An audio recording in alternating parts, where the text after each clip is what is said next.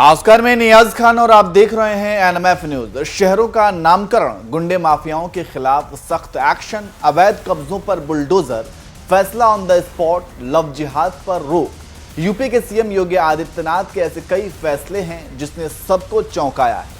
योगी आदित्यनाथ ऐसे फैसले लेने के लिए ही जाने जाते हैं। इसी कड़ी में उन्होंने एक और फैसला लेते हुए 115 साल पुराने कानून को ही बदल दिया है। यह फैसला है उर्दू और फारसी जुबान को लेकर।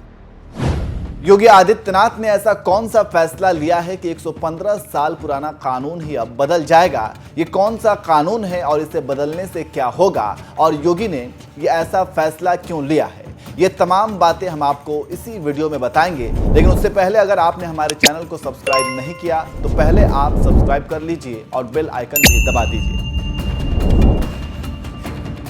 चलिए अब आपको उस कानून के बारे में बता देते हैं। दरअसल यूपी सरकार ने रजिस्ट्री दस्तावेजों से उर्दू और फारसी शब्दों को हटाने का निर्णय लिया है। मतलब ये कि अब सब रजिस्ट्रार को उर्दू की परीक्षा नहीं देनी होगी। अभी तक लोक सेवा आयोग से चुने जाने के बाद भी सब रजिस्ट्रार को अस्थायी नौकरी के लिए यह परीक्षा पास करनी पड़ती थी। इसका कारण आधिकारिक दस्तावेजों में उर्दू और फारसी शब्दों का अत्यधिक प्रयोग था। योगी सरकार ने अब इन शब्दों की जगह सामान्य हिंदी शब्दों के इस्तेमाल करने का निर्णय लिया है।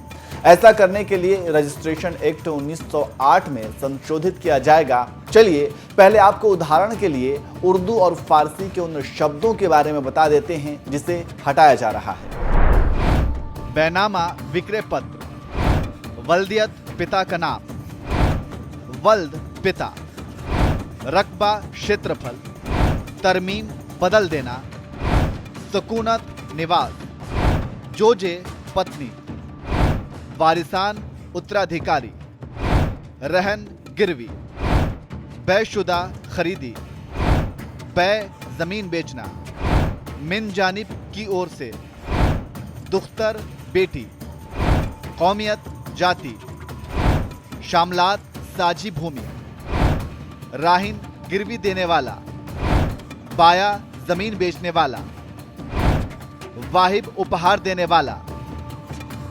ये उर्दू और फारसी के कुछ शब्द हैं जिसका इस्तेमाल रजिस्ट्रियों के लिए किया जाता है। इन शब्दों को सुनकर लगा होगा कि ये कितने कठिन शब्द हैं जिसे आज का युवा वर्ग समझ नहीं पाएगा। इस कानून को अंग्रेजों द्वारा लाया गया था। इस अधिनियम के तहत सरकारी दस्तावेजों में उर्दू और फारसी को बढ़ावा दिया गया था, लेकिन अब इन शब्दों को समझना बहुत ही मुश्किल है। वहीं सरकारी दस्तावेजों में उर्दू और फारसी के व्यापक उपयोग के कारण रजिस्ट्री अधिकारियों को भी ये भाषाएं सीखनी पड़ती थी। इसके लिए उप रजिस्ट्रार स्तर से भर्ती किए गए अधिकारियों को लोक सेवा आयोग द्वारा चयनित होने के बाद भी उर्दू परीक्षा को पास करना पड़ता था।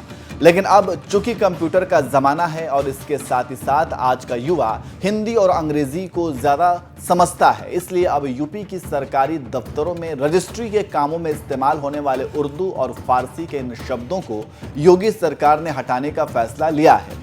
और जैसे ही ये हटेगा तो 115 साल पुराना कानून भी बदल जाएगा। हालांकि उर्दू और फारसी के इन शब्दों को हटाए जाने के बाद भी बहुत से लोग सवाल खड़े कर सकते हैं और इसे एक धर्म विशेष से जोड़कर भी शायद देख सकते हैं। उन्हें ऐसा लगेगा कि शायद यूपी के योगी आदित्यनाथ ने ऐसा इसलिए फैसला लिया है क्योंकि उर्दू चूंकि एक विशेष धार्मिक लोगों से जोड़ करके देखा जाता है। हालांकि मैं आपको यहाँ पे बता दूं कि उर्दू का किसी भी धर्म विशेष से कोई संबंध नहीं है। उर्दू एक जुबान है और उर्दू के जिन शब्दों का मैंने यहाँ पे जिक्र किया वो शब्द आप सुनने के बाद भी आपने अंदाज़ा लगा लिया होगा कि ये शब्द कितने कठिन हैं और इसको समझ पाना कितना मुश्किल काम है। तो शायद यही सब चीज़ों को, इन्हीं सभी परेशानियों को देखते हुए यूपी के सीएम योगी आदित्यनाथ ने उर्दू और फारसी के इन कठिन शब्दों को हटाया है, जो कि अंग्रेज़ों द्वारा ये सारे शब्द बनाए गए थे। इन शब्दों को लेकर ये कानून बनाया गया था, लेकिन अब चूंकि योगी आदित्यनाथ ने इन शब्दों को हटाने का फैसला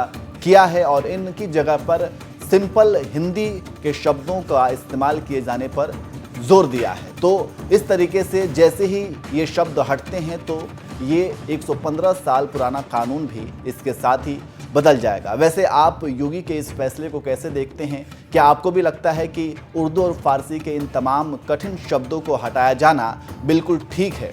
आप कमेंट करके राय हमें ज़रूर दीजिए।